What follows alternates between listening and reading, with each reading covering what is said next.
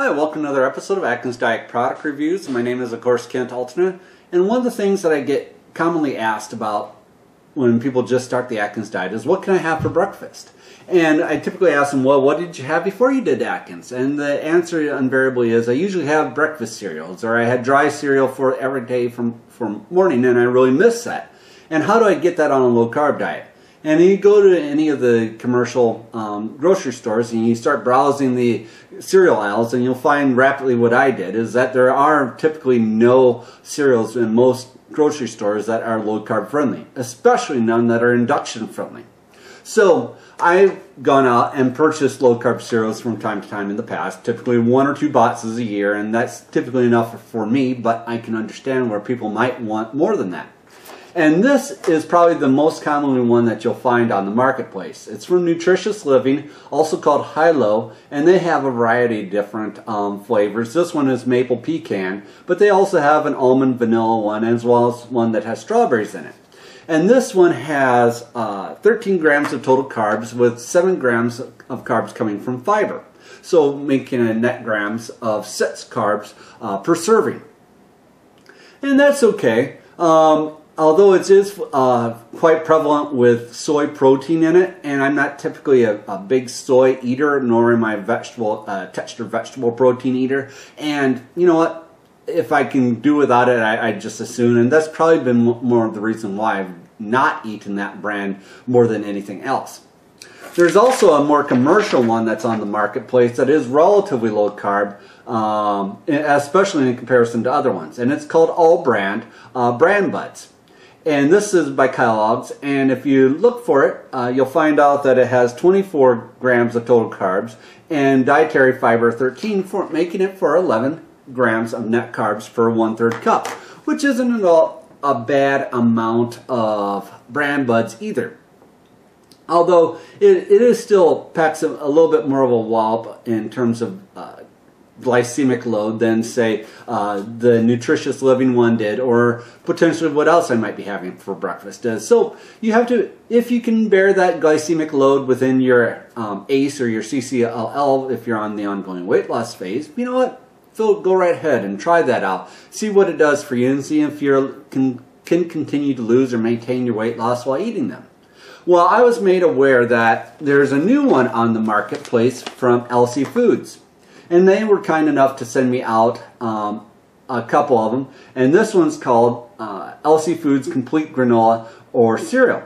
And this one contains some brown sugar and as well as milk in there. It's supposed to be portrayed as a complete thing, that all you would have to do is make this up ahead of time and make the granola, and then you can break it up and eat them as you would a granola bar. I wasn't a big fan of that. It ended up tasting more like burnt flaps than it did what I was looking for. So I tried it for its alternative use, which was for as a dry cereal. And this one's made up of things like flaxseed meal and chia seed grains, as well as chia seed meal, which is basically essentially what they make chia seed pets out of, i.e. that's seeds, and as you grind it up and you pour moisture over top of it, it's become a very gelatinous mixture, as anybody who's ever played with chia pets knows. And the good news is that chia seeds and flax seeds are essentially completely fibrous, and this one has 7 grams of total carbs, and out of those 7 grams, 7 of those are from fiber. So it is essentially a zero net carb product.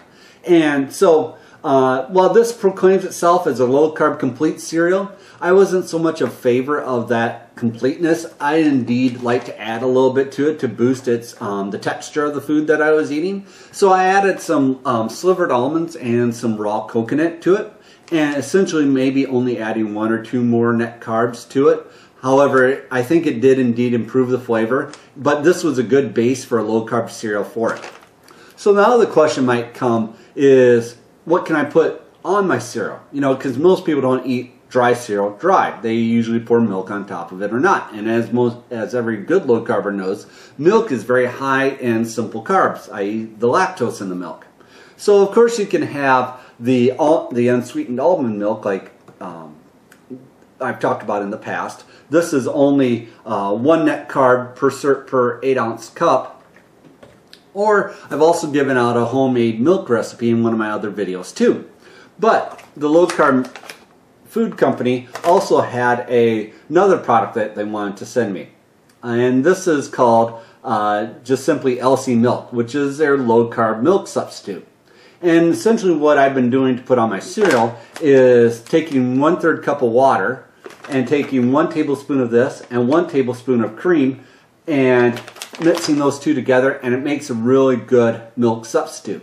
And it's probably even the best milk substitute that I've had in an equivalent, because the cream adds the milk fats that one typically associates with milk, and this adds the proteins that the cream is missing. So it really, even the combination of the two together makes for a really passable milk substitute.